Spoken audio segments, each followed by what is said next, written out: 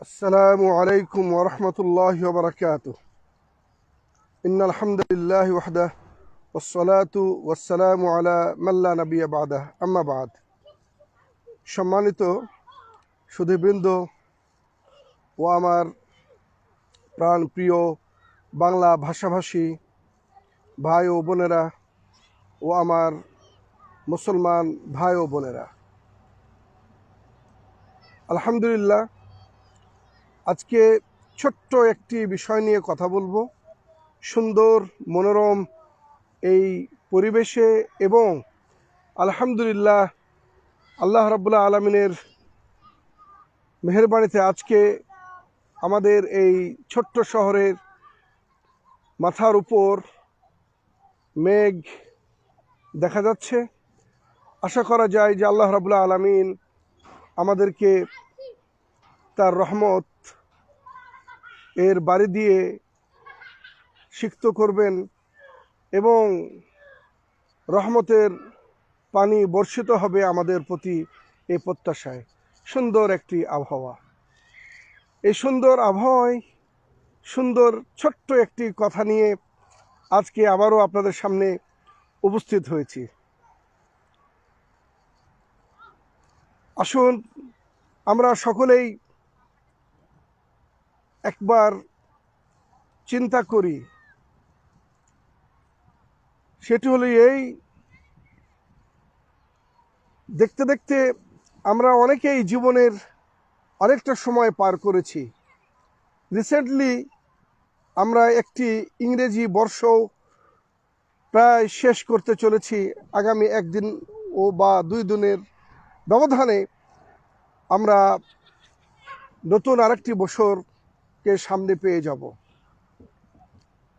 আসুন আমরা আমাদের জীবনের একটি নতুন অধ্যায় আমরা আরম্ভ করি। তার আগে আমি একটু স্মরণ করিয়ে দিতে চাই, নিজেকে স্মরণ করতে চাই এবং সবাইকে স্মরণ করিয়ে দিতে চাই মহান রব্বুল আলামিনের সেই মধুর বাণীকে। আল্লাহ বলেন, ইয়া আইয়ুহাল্লাযীনা আমানুত্তাকুল্লাহা ওয়াল তানজুর নাফসুম মা কদ্দামাত লিগাদ। হে ইমানদারগণ, আল্লাহকে ভয় করো। প্রতিটি ব্যক্তি নফস যেন ভাবে যে সে আগামী দিনের জন্য কি পেশ করেছে। এতে কোনো সন্দেহ নেই যে আজকে আমরা জীবিত আছি, কালকে জীবিত নাও থাকতে পারি। এতে কোনো সন্দেহ নাই যে এই দুনিয়া আমাদের জন্য ক্ষণস্থায়ী একটি বসবাসের জায়গা। এতে কোনো সন্দেহ নাই যে যে কোনো সময় যে কোনো ব্যক্তি যে কোনো মুহূর্তে আল্লাহ রাব্বুল আলামিনের ডাকে সাড়া দিবে। ওই তো সেই দিন কি একটি নৌ দুর্ঘটনা ঘটে গেল আমাদের বাংলাদেশের নদীতে। রাতের আধারে অনেকগুলি মানুষ আগুনে, মাঝ নদীতে আগুনে পুড়ে মারা গেল। আমি দোয়া করি আল্লাহ রাব্বুল আলামিনের কাছে যে আল্লাহ রাব্বুল আলামিন যেন তাদের রূহের মাগফিরাত দান করেন। আল্লাহ রাব্বুল আলামিন তাদের মধ্যে যারা মুসলমান, যারা হেদায়েত প্রাপ্ত, আল্লাহ রাব্বুল আলামিন যেন তাদেরকে ক্ষমা করে জান্নাতবাসী করেন। সুতরাং যে কোনো মুহূর্তে আমরা এই পৃথিবী ছেড়ে চলে যাব আমার সম্মানিত ভাইয়েরা। সেজন্য আসুন একটু আমরা আমাদের বিগত জীবন, বিগত সময়, বিগত দিন নিয়ে একটু চিন্তা করি যে আমি বিগত সময়ে কিভাবে আমার সময়টা অতিবাহিত করেছি। এখন আমার করণীয় কি?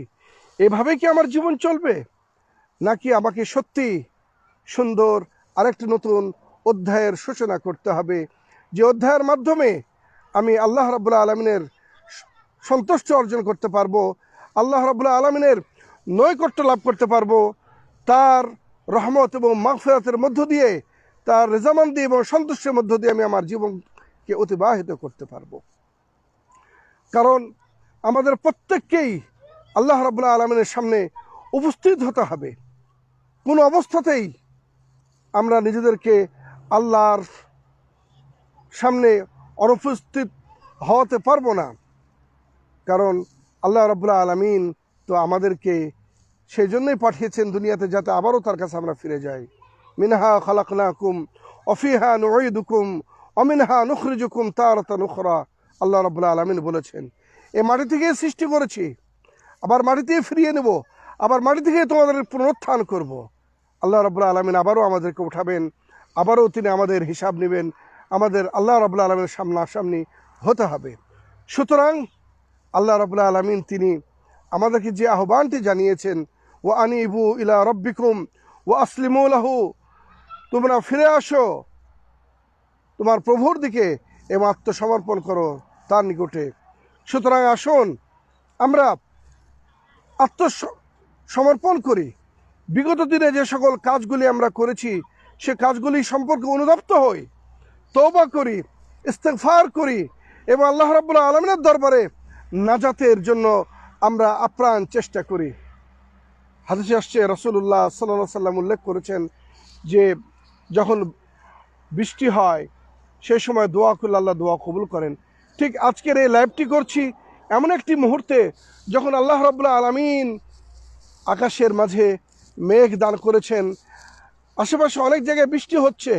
আশা করি আমাদের এখানেও আল্লাহ রাব্বুল আলামিন তার রহমতের বাড়ি বর্ষাবেন এই প্রত্যাশা। তাই সুন্দর এই মুহূর্তে আমরা যারা সৌদি আরবে আছি বা যারা আমরা বিভিন্ন দেশে বসবাস করছি, আমরা এই সময়টাকে আমরা কাজে লাগানোর চেষ্টা করব। বলছিলাম যে কথাটি, অবশ্যই আমাদেরকে বিগত দিনের জন্য নিজেকে আত্মসমালোচনা করতে হবে।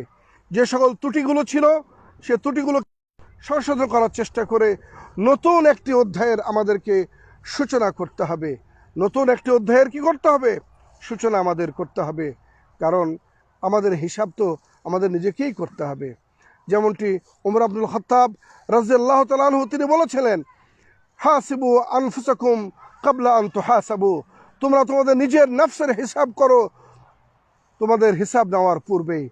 এবং আমাদের যে সকল আমলগুলি আমরা করছি সে আমলগুলিকেও আমাদের কি করতে হবে? ওজন করতে হবে যে আমি কতটুকু ভালো কাজ করেছি আর কতটুকু মন্দ কাজ করেছি। সুতরাং আমার সম্মানিত ভাইয়েরা, আসুন আমরা আমাদের এই সময়টাকে কাজে লাগাই এবং নতুন একটি অধ্যায়ের আমরা সূচনা করি। বিগত দিনের জন্য আমরা যদি কোনো অন্যায় হয়ে থাকে, পাপ হয়ে থাকে, গুনাহ হয়ে থাকে, সেই জন্য আল্লাহ রাব্বুল আলামিনের দরবারে আমরা তওবা করি, ইস্তেগফার করি, করজোর প্রার্থনা করি। আর দৃঢ় সংকল্প, আজকে আমরা সংকল্প করব এবং আমরা দৃঢ় প্রত্যয় ব্যক্ত করব আল্লাহ রাব্বুল আলামিনের সামনে, হে আল্লাহ, আগামী দিন যেন আমি তোমার দিনের উপরে, তোমার বিধানের উপরে, তোমার কথার উপরে, তোমার প্রদর্শিত নীতি ও আদর্শের উপরে, যা তুমি ইসলামের মাধ্যমে গোটা জাতিকে আল্লাহ তুমি দান করেছো, তোমার বান্দাদের দিয়েছো, আল্লাহ তার উপর যেন আমি অবিচল এবং অটুট থাকতে পারি। তাই আসুন আমরা পাপের মধ্য দিয়ে নয়, গুনাহের মধ্য দিয়ে নয়, শরীয়ত বিরোধী এমন কোনো কথা, এমন কোনো কাজ আমরা করব না যার মাধ্যমে ইহুদি, খ্রিস্টান, বিধর্মীদের সাথে কি হয়ে যায়? তুলনা হয়ে যায়। পুরাতন বছরকে আমরা যেমন আমরা অনুশোচনা, আত্মসমালোচনার মাধ্যমে আমরা অতিবাহিত করব, ঠিক তেমনি আগামী একটি নতুন ইংরেজি বছর হোক বা হিজরি সন হোক বা যেটাই হোক না কেন, আমরা সেটাকে আল্লাহ রাব্বুল আলামিনের সন্তুষ্টির অর্জনের মধ্য দিয়ে, আল্লাহর ইবাদতের মধ্য দিয়ে, আল্লাহর নৈকট্য অর্জনের মধ্য দিয়ে, আল্লাহর আনুগত্যের মধ্য দিয়ে আমরা সেটাকে সাদরে গ্রহণ করে এবং সে অনুযায়ী আমরা পথ চলবো, সে প্রত্যয় আমরা ব্যক্ত করে আমরা সেটাকে সাদরে গ্রহণ করব।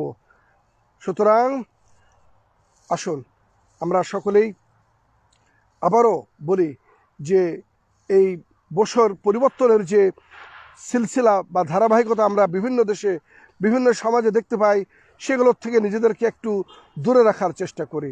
মনে রাখতে হবে যে আল্লাহ রাব্বুল আলামিন মুসলমানদের জন্য, তার বান্দাদের জন্য প্রতিটি দিনকেই আল্লাহ রাব্বুল আলামিন গুরুত্বপূর্ণ হিসেবে দান করেছেন। একজন মুসলমান যখন সকালে বিছানা থেকে উঠে ঈমানের অবস্থায় এবং সর্বপ্রথম তার কাজ আরম্ভ হয় আল্লাহ রাব্বুল আলামিনের আনুগত্যের মধ্য দিয়ে, সালাতুল ফজর, ফজরের নামাজ আদায়ের মধ্য দিয়ে। এবং একজন মুসলমান তিনি তার রাত্রির প্রথম অংশে বিছানায় শোয়ার আগে তিনিও সেই মুহূর্তেও আল্লাহ রাব্বুল আলামিনের নৈকট্য অর্জনের মধ্য দিয়ে তার একটি আদেশকে মান্য করে সালাতুল ইশা সালাত আদায় করে সে কিন্তু বিছানায় যায়। সুতরাং মুসলমানের প্রতিটি মুহূর্ত হচ্ছে গুরুত্বপূর্ণ, প্রতিটি হচ্ছে নতুন, প্রতিটি হচ্ছে পুরাতন, এটা মনে রাখতে হবে আমার ভাইয়েরা। তাই আমরা খুব সতর্ক থাকব। আগামী দিনে অনেকেই অনেক রকম এতে অনেক কথা বলে থাকে, শুভ নববর্ষ, হ্যাপি নিউ ইয়ার্স ইত্যাদি ইত্যাদি, বা কয়েকদিন আগে খ্রিস্টানদের বড়দিন চলে গেল, সেই ক্ষেত্রে এগুলোর ব্যাপারে আমরা অত্যন্ত সতর্ক থাকবো আমার মুমিন এবং মুসলমান ভাইয়েরা। এবং বিশেষ করে আমার যুবকদেরকে বলবো, আমার যুবতী বোনদেরকে বলবো যে আমরা যেন কোনো অবস্থাতেই ইহুদি, খ্রিস্টান এবং অন্যান্য বিচারীদের তাদের আদর্শকে অনুসরণ না করি, বরঞ্চ আমরা সেটি গ্রহণ করব যেটি আল্লাহ রাব্বুল আলামিন তার বান্দাদের জন্য, গোটা বিশ্ববাসীর জন্য দান করেছেন এবং যা আল্লাহ রাব্বুল আলামিন আমাদেরকে নির্দেশনা দিয়েছেন। এর মধ্যে কল্যাণ রয়েছে। আমার সম্মানিত দিনী ভাই ও বোনেরা, আজকের আলোচনা খুব আর বেশি লম্বা করব না, এখানেই সমাপ্ত করব। আল্লাহর কাছে দোয়া করি আল্লাহ রাব্বুল আলামিন যেন আমাদের অতীতের বিগত দিনের সমস্ত গুনাহ এবং পাপকে মোচন করে দেন এবং আল্লাহ রাব্বুল আলামিন যেন আমাদেরকে ক্ষমা করে তার পাক্কা এবং সচ্চা মুমিন হিসেবে, বান্দা হিসেবে গ্রহণ করে নেন এবং আগামী দিন যেন আল্লাহ রাব্বুল আলামিনের ইবাদত বন্দেগী, তার আনুগত্য এবং বিশেষ করে সহিহ আমলের মধ্য দিয়ে এবং আমাদের বিশ্বাস এবং আকীদাকে যাতে করে আমরা বিশুদ্ধ করতে পারি, সেই বিশুদ্ধ আকীদার অর্জন এবং গ্রহণ এবং বাস্তবায়নের মধ্য দিয়ে আগামী সময়গুলোকে যেন আমরা অতিবাহিত করতে পারি। আল্লাহ যেন আমাদের সে তৌফিক দান করেন। এ বলেই আজকের আলোচনা এখানেই শেষ করলাম। ওমা আলাইনা ইল্লাল বালাগ ওয়া আখির দাওয়ানা আলহামদুলিল্লাহি রাব্বিল আলামিন। আসসালামু আলাইকুম ওয়া রাহমাতুল্লাহি ওয়া বারাকাতুহু।